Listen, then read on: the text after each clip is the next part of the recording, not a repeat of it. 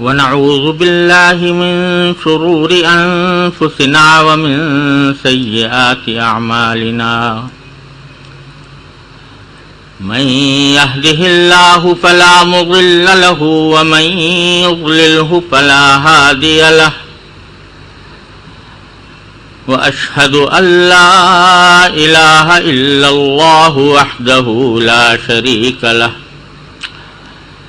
وأشهد أن سيدنا وسندنا ونبينا ومولانا محمدا عبده ورسوله صلى الله تعالى عليه وعلى آله وأصحابه وبارك وسلم تسليما كثيرا. أما بعد فأعوذ بالله من الشيطان الرجيم. بسم الله الرحمن الرحيم.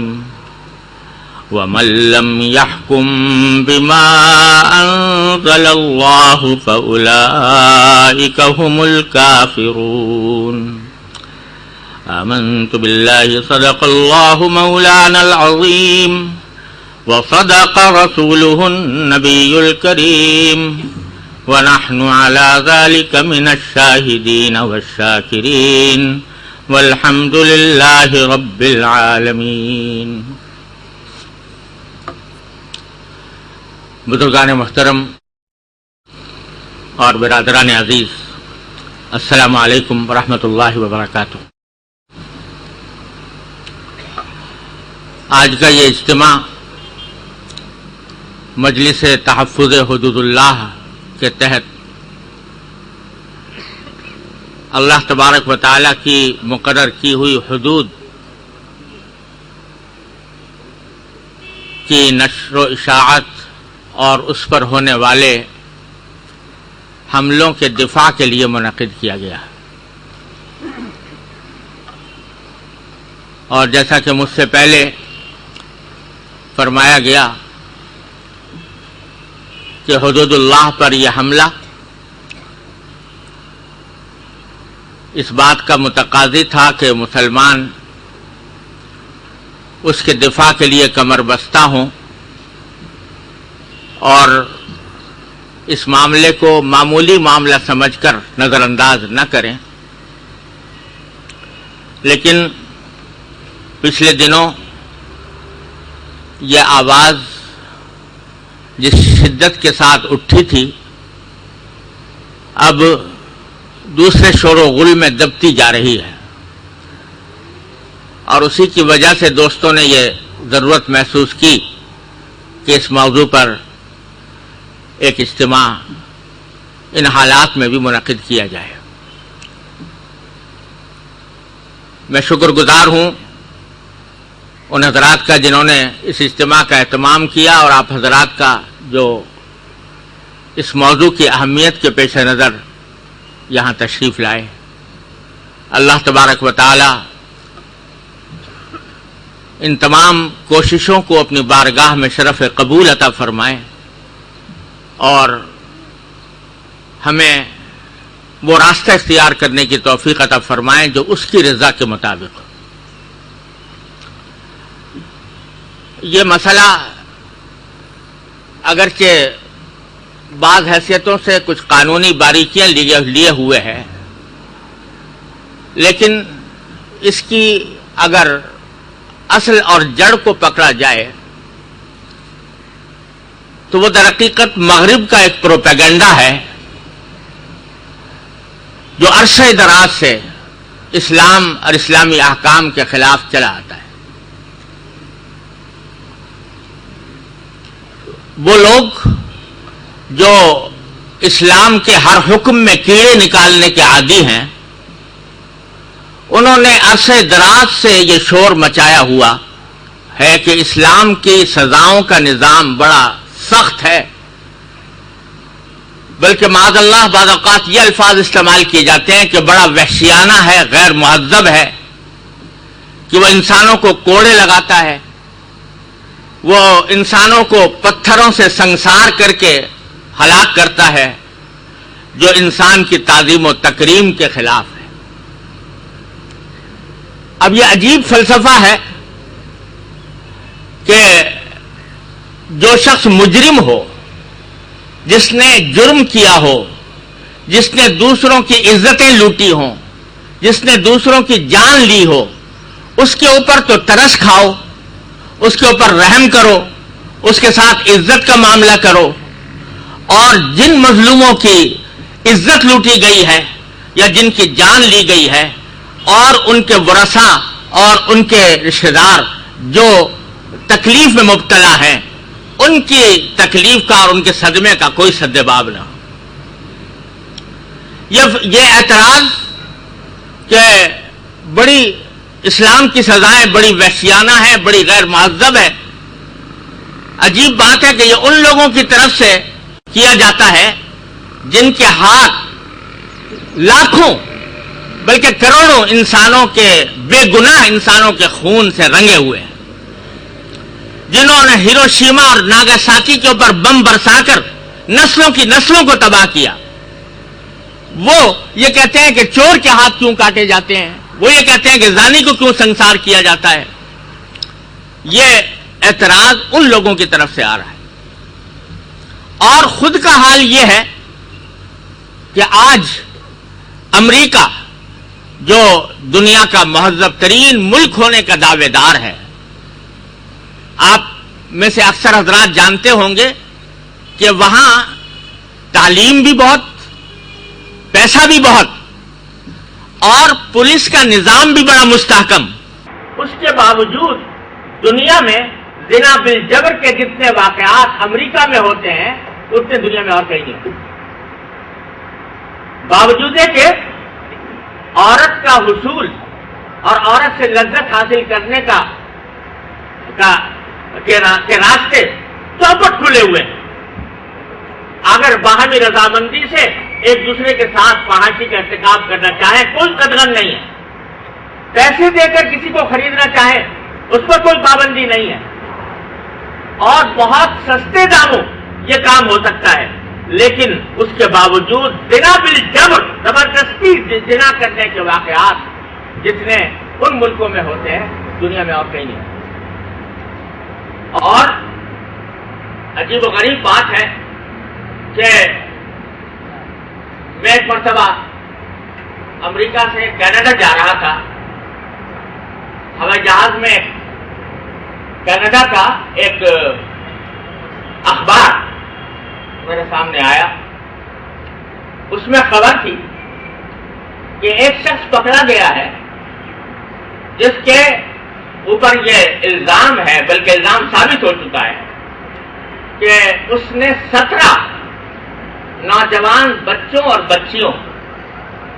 کو اغوا کر کے ان سے بدفعلی کی، اور بدفعلی کرنے کے بعد ان کو قتل کر دیا، اور قتل کر کے ان کی لاشیں مختلف جگہوں پر لے جا کر دفن کر دی۔ 17 نوجوان بچے بچیاں جو ٹین ایجر ان کو ان کے ساتھ بدفعلی کر کے قتل کیا، اور قتل کرنے کے بعد ان کو دفن کر دیا۔ اس کے بعد مقدمہ چلا کینیڈا کی عدالتوں میں۔ اب کینیڈا میں یہ قانون ہو گیا ہے کہ کسی کو موت کی سزا نہیں دی جاتی، اس نے چاہے دوسرے کو قتل کیا ہو، کچھ کتنا بڑا سنگین گراؤنڈ جرم کا ارتکاب کیا ہو، موت کی سزا اس کو نہیں دی جاتی۔ چنانچہ مقدمہ چلا سارا سال، اور مقدمہ چلنے کے بعد آخر میں اس کو سزا ہوئی 25 سال کی، 25 سال قید کی سزا ہوئی جیل۔ اب جب پکڑا گیا جیل میں اس کو رکھ دیا گیا، تو اس نے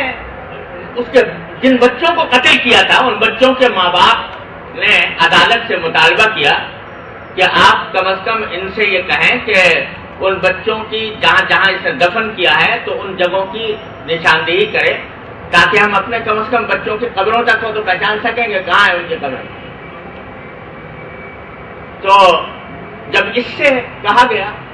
کہ بھائی تم نے جن بچوں کو قتل کیا تھا ان کی ذرا نشاندہی کرو، کہاں ہیں ان کی لاشیں، کہاں ہیں، یا ان کا دفن کہاں کیا گیا ہے، تو اس نے کہا میں نہیں کروں گا. اور کوئی ایسا قانون نہیں تھا، اس اخبار میں یہ لکھا ہوا تھا کہ کوئی ایسا قانون نہیں تھا جو اس کو اس بات پر مجبور کر سکے کہ وہ بچوں کی لاشیں بتائے یا بچوں کی قبریں بتائے. تو بہت پولیس نے سر مارا، محکمان عدالتوں نے کہا کہ بھائی تم اب بچوں کی جگہ بتاؤ، وہ بتانے پر راضی نہیں ہوا. آخر کار اس نے کہا ایک شرط ہے، اور شرط یہ ہے کہ ایک بچے کی لاش یا قبر بتانے کا $1,00,000 لوں گا، لہذا فی بچہ $1,00,000 دو تو میں تمہیں قبر بتا دوں گا یا اس کی لاش دے دوں گا. اب کہتے ہیں کہ کوئی قانون ایسا نہیں تھا جو اس کے اس مطالبے کے اوپر مطالبے کو رد کر سکے. کوئی قانون ایسا نہیں تھا جو اس کو یہ کہہ سکے کہ تو نے اتنی وحشیانہ بربریت کا مظاہرہ کیا ہے اور تو کس بات کے پیسے مانگ رہا ہے. لیکن بالآخر پولیس والے اور محکمے مجبور ہوئے $17,00,000 اس کو دیے گئے،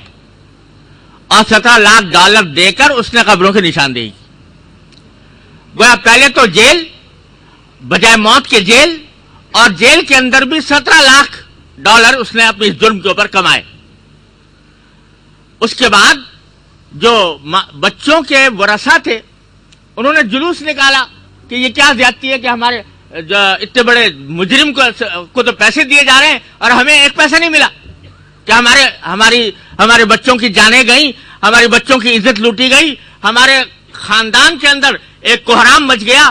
ماتم کی سب بچ گئی، اور اس کے اوپر کوئی دارو گیر نہیں اور کوئی ہمیں کوئی پیسہ نہیں دیا گیا، کوئی معاوضہ نہیں دیا گیا. تو جواب میں یہ کہا گیا بھائی کوئی ایسا قانون نہیں ہے جو یہ کہہ سکے کہ بھائی اس سے پیسے دلواؤ ماں باپ کے مرنے والوں کے ورثہ کو. تو بالآخر وہ ان کا جلوس جو ہے وہ اور مظاہرہ رد کر دیا گیا اور وہ قبول نہیں ہوا. اس کے بعد مجرم نے یہ درخواست دائر کی عدالت میں کہ مجھے جیل میں بہتر سہولیات فراہم کی جائیں، میرا کمرہ جو ہے اس کے اندر ایئر کنڈیشنر لگایا جائے، اور مجھے جو میرے کھانے کا جو معیار ہے وہ بلند کیا جائے. کھانا جو مجھے دیا جا رہا ہے وہ اچھا کھانا نہیں ہے، بہتر کھانا دیا جائے، اور جیل میں بہتر سہولیات فراہم کی جائیں. یہ مقدمہ اس نے عدالت میں دائر کیا ہوا ہے. اخبار نے لکھا تھا کہ یہ اخبار اس وقت مقدمہ چل رہا ہے اس کی طرف سے، اور امید یہ ہے کہ اس کی درخواست منظور کر لی جائے گی اور اس کو جیل میں بہتر سہولیات فراہم کی جائیں. یہ ہے مغرب کا قانونی نظام جس کے تحت مجرموں کو سرپرستی کی جا رہی ہے، ان کے ساتھ رحم اور ترس کھانے کا برتاؤ کیا جا رہا ہے، اور جو لوگ متاثرین ہیں، جن کی جانیں گئی ہیں، جن کے عزتیں لوٹی گئی ہیں، ان کے ساتھ یہ معاملہ ہے کہ ان کا کوئی مطالبہ قابل سنوائی نہیں ہوتا. یہ ہے ایک فلسفہ جو چلا آ رہا ہے مغرب کا شروع سے، اور اس نے یہ پروپیگنڈا کیا ہوا ہے کہ اسلام نے بڑی سخت سزائیں مقرر کی ہیں، چوروں کے ہاتھ کاٹے جاتے ہیں، کو سنسار کیا جاتا ہے، لہذا یہ قانون معاذ اللہ وحشیانہ ہے، غیر مہذب ہے. جن لوگوں کو کہ اپنے خود نکتے ہوتے ہیں، جن کی ناک کٹی ہوئی ہوتی ہے، وہ ناک والوں کے اوپر یہ اعتراض کرتے ہیں کہ ناک کیوں لگائی گئی، ان کے ناک کیوں لگی ہوئی ہے. یہ اعتراض چلا آتا ہے. اس اعتراض کا نتیجہ یہ ہے کہ جب پاکستان بنا اور پاکستان میں اس مقصد کے تحت یہ ملک بنا تھا کہ یہاں پر اسلامی قوانین کا نفاذ ہو، تو جب یہاں اسلامی قوانین کے نفاذ کی آواز بلند کی گئی، یہ سن 1951 کی بات کر رہا ہوں، تو یہاں کا جو وزیر خارجہ تھا قادیانی چودھری ظفر اللہ، اس نے یہ بیان دیا کہ یہ علماء کہہ رہے ہیں کہ یہاں پر اسلامی قوانین